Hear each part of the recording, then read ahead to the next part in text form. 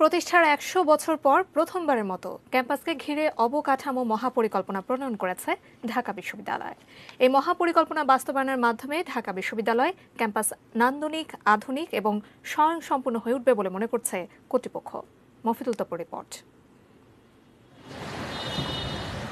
১৯২১ সালে যাত্রা শুরু করে একসময়ের প্রাচ্যের অক্সফোর্ড খ্যাত ঢাকা বিশ্ববিদ্যালয়।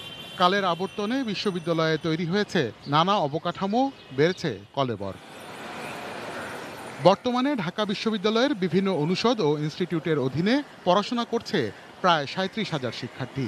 বেড়েছে শিক্ষক এবং কর্মকর্তা কর্মচারীদের সংখ্যাও। সেই সঙ্গে তীব্র হয়েছে আবাসন, যোগাযোগ এবং বিনোদনের মতো অত্যাবশ্যকীয় সুযোগ সুবিধার সংকট। তাই ভবিষ্যতের চিন্তা মাথায় রেখেই ক্যাম্পাসকে আরও শিক্ষাোপযোগী করে তুলতে প্রণয়ন করা হয়েছে মাস্টার প্ল্যান।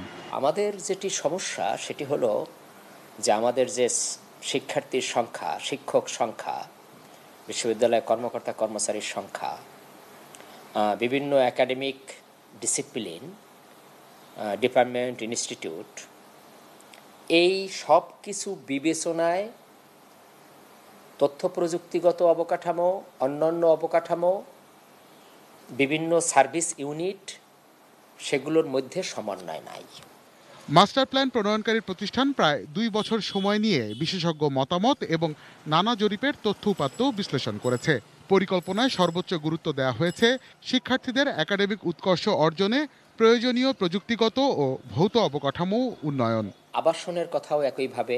মাস্টার প্ল্যানটি বাস্তবায়ন শেষে বিশ্ববিদ্যালয়ের ৮৪% শিক্ষার্থী এবং ৭২% শিক্ষক কর্মকর্তা কর্মচারীর আবাসন সুবিধা ক্যাম্পাস এলাকার ভেতরেই নিশ্চিত করা সম্ভব হবে বলে জানান বিশ্ববিদ্যালয়ের উপাচার্য।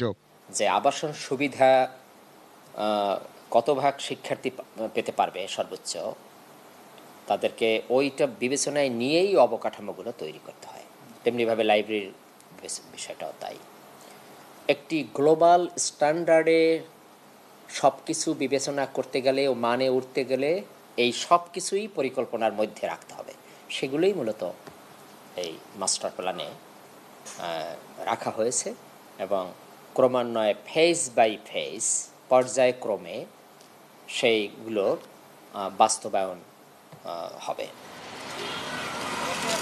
Mofidul Topu, ATN news, Dhaka.